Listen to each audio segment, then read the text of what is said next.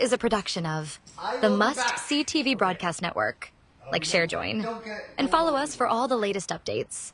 Like what you see, then throw those stars and show your support. And don't be shy, subscribe to the caveman. He won't bite.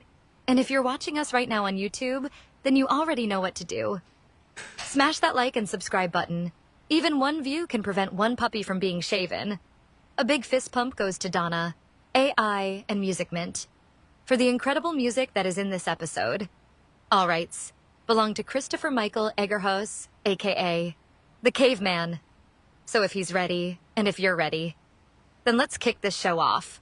Growl, growl.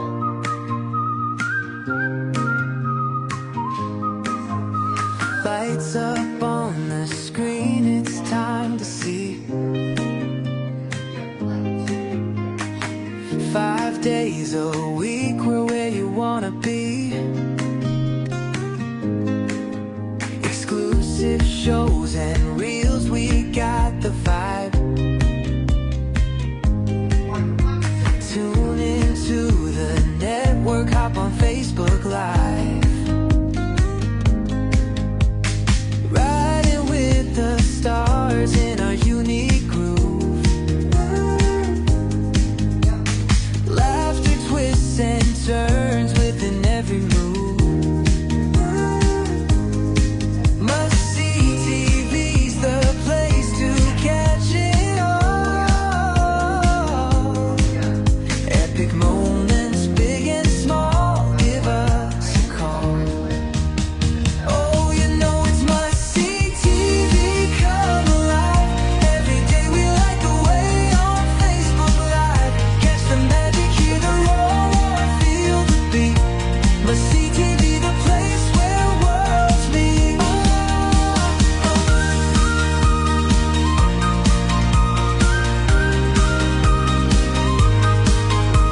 Jump right in, the fun's about to start.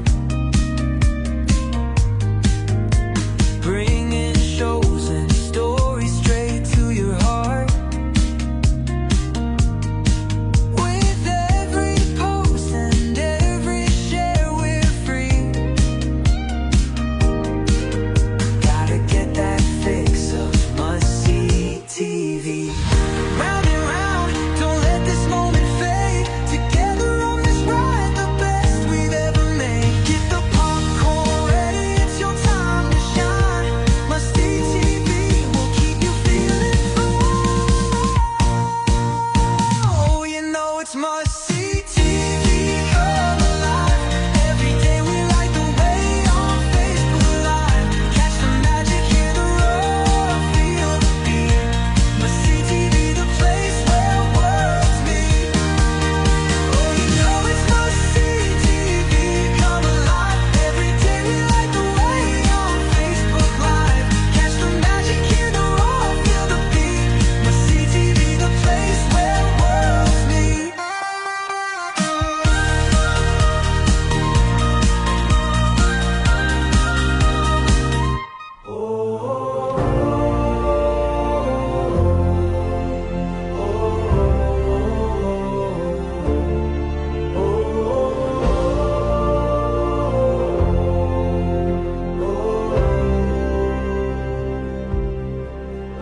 By the dark of the night, where the shadows lean low, a fire flickers softly, its embers aglow. The caveman waits in the circle of flame, eyes like the ocean, hands carved by the same. Oh, the glow of the moon, it whispers, it sighs. The past is alive in the star-painted skies. Tell us the tales of the old, of the wild. Sing us the songs of the earth's first child. By the fire, by the flame, let the echoes consume. Story time by the dark of the night, by the glow of the moon.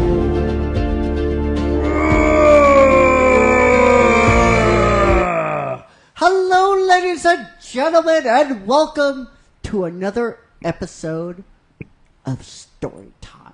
That's right, Roland's here. How's it going, buddy? It's going well. How was your weekend? It's going good. It went very, very good. So if you guys are ready, let's pick up where we last left off with Naruto spinning around and snapping your fingers and like, ha, caught you. We pick up with that beat. So Ino sets the duffel bag on the floor, and she sits down. She is drying her hair off, and Naruto, all sorts of doesn't know what the hell is going on right now. He's sitting on the couch. His face is red from what just happened, and we switch perspectives. And we can see the divide is clearly, again, there and present. But Ino, it's almost like a trick of the light. Ino is leaning a little bit more closer to Naruto, closing that gap. And Naruto says, you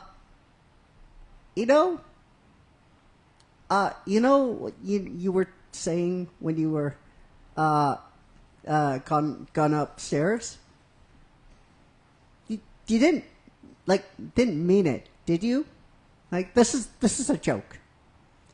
She's like, it's not a joke, Naruto. I'm moving it. Keep up. But your parents, are you kidding me? My parents practically threw me out when I said if this was okay. They were practically jumping for joy. But your flower shop, we got a nice girl to run it. You would like her, actually. But, Lady Grandma Tsunade, who you think approved this, Naruto? But, you can't just say things like that and expect it to be facts. And she, of course, rolls her eyes, goes to the hallway, gets another duffel bag. She plops it on the ground, and she gets 2 scrolls out. 2. One with the Yamanaka clan seal and the Hokage seal, and the other with the Hokage seal alone. So she plops on the couch, this time more closer, where the gap is closing, and she hands Naruto a scroll. Now, in the anime, he can't read that well. In the manga, he can't read. So we're not gonna make anything that it's not a part of his character. So he cracks the Yamanaka clan scroll, and he unrolls it, and he squints, and he tries to read it. Bless his heart, he tries to read it. And Ino goes, oh, that's right, you can't read that well, can you? She takes the scroll from him, and sets down the other scroll, and gets up, and she unravels it like she's ready to read a play, like something from a play, and she goes, ahem. And she narrates what's on the scroll. What's on the scroll is the agreement for Ino Yamanaka. We should have had the girl read the scroll out, but it's basically the Ino Yamanaka clan approving this transfer to move residents permanently to Naruto Yumazaki. Japanese, man, it's hard. But she goes like it's more comical stuff that's on the scroll, and then she rolls the scroll up, and she takes the Lady Tsunade, the Hokage scroll. She goes, she unravels it, and she begins to narrate what's on the scroll. And it's basically the same thing. This time it's more official. It's the Hokage permission for Ino Yamanaka to move into Naruto's place. It is more comical because it has more stricter rules for Naruto on it. If Naruto doesn't follow the express orders of Ino Yamanaka, she can punish him, ground him, stuff like that. And at one point, he's like, "You're making that up." She's like, "No, it's here. See, but the punch, Roland, the punch of this, it's actually on the scroll. That's the joke, right?" So, she finishes and she unravels. She finishes sealing both scrolls back up, and she puts both of them in the duffel bag, and she sits down. This time, more closer to Naruto, and he's very confused right now because it's and he was like, "See, Naruto, all official." And then she goes, "Rumi," just to capture that joke a little bit more. And before Naruto can say anything else, Ino looks over at a wall clock, and she turns back. So Ino goes, "Naruto, have you had anything to eat?" And Naruto goes, "What? Have you had anything to eat?" "Well, I had ramen, and I know I still had some left, and I was going to finish that." Ino rolls her eyes and says, "Repeat after me, Naruto. Ramen is not food." Naruto says, "Of course ramen's food. It's, you could put meat, you could put vegetables, you could put eggs. It's totally food. Soy and salt, Naruto, is not food." And she gets up and she goes to the kitchen. And Naruto goes, "Wait, where are you going?" And now we transition. We transition to the kitchen. It's a very simple kitchen. It's nothing to write home about. And Ino looks around and she does this, and she begins to slowly open a drawer. And Naruto goes, You don't want to open that drawer. You don't want to open that drawer, Naruto. Not that one." And Ino opens the drawer. We don't see what's in the drawer. This is where the punch comes from. It's 300 ramen bags. 300 ramen bags and bowls. And she slowly closes the drawer. It just looks at Naruto. And Naruto goes, "Well, I don't make that much money. And I don't, I have to, when I do get money, I have to stretch it out, And she goes to another drawer. And she opens it. And now we cut outside. It's a beautiful night, Roland. It's a beautiful night. Birds chirping.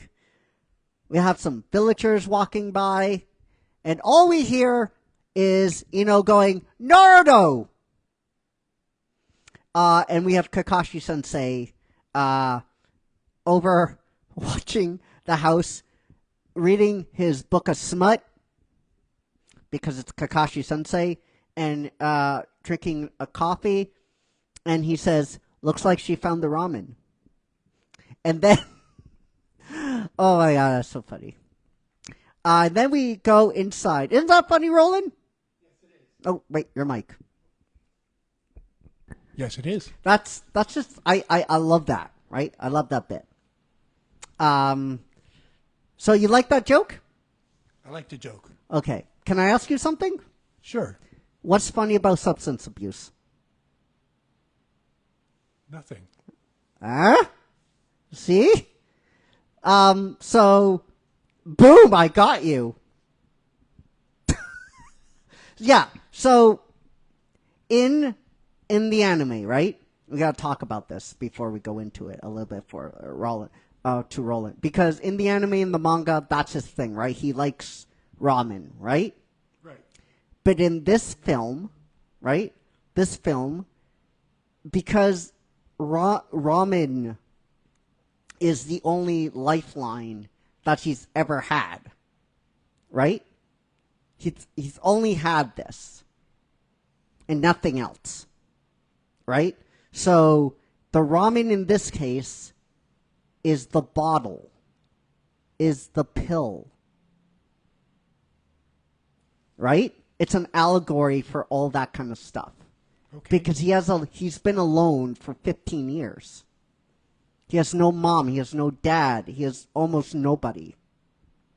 So the quickest thing he can gravitate to is ramen, right? That soy, that salt, that instant rush. It's his comfort food. It's more than his comfort food, though. You see what I'm saying? Okay. It's a hoarder. Right? When she opened the drawer, like 300 things of ramen. She goes to another drawer, another hoard of ramen. Could have been on sale. But you know what I mean? You know what I'm saying here? It's an allegory for the pill, the bottle, the needle. Right? That's what it is. So when I'm generally asking you because you didn't know and I caught you, you went in the trap. What's funny about substance abuse? He's like, nothing. And you're like, but that's the exact reaction I wanted. You know what I mean? When I wrote that. So we go back, right? We go back in the house. We go back in the house, okay? And Ino goes to another drawer, right? And Naruto goes, no, that Ino, please, not that one. I haven't organized anything yet. She opens it, and this ramen just pours out. Just pours out, okay? And it keeps pouring out. We hold that shot for more time, for less time than it would to commit a joke for, but more time to make it uncomfortable for the audience, because that's what it is. This should be very uncomfortable. This is what happens to the boy when no one is around to guide him. And all he has is ramen. And this is what we're seeing right now. So, Ino looks at the oven. Naruto steps in front of it. Says, nothing said. Ino just says, move. So, Naruto moves. More ramen pours out. And it's just a cascade. She doesn't have to go to the fridge, but she knows ramen is in the fridge, and she goes to the fridge. She goes to the freezer. More ramen it's now the floor is a sea of ramen. After all this stuff is revealed, we have this beautiful wide shot of Ino just coming from the fridge, going to Naruto.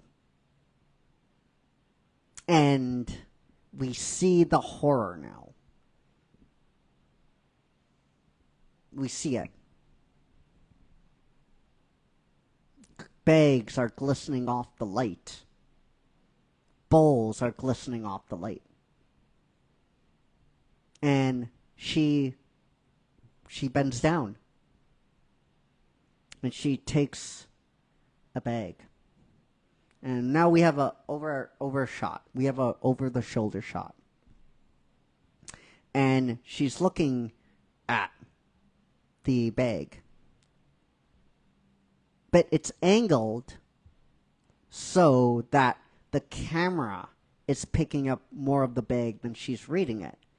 And we're seeing the ingredients, the artificial ingredients, all the artificial preservatives of this bag of ramen. And it's quite clear that she's not reading the bag. She's allowing us to see the bag.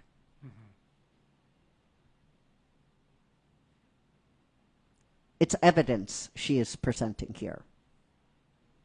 But it's not a meta thing. She's not winking in a nod. It's all implied. This is what she's doing. So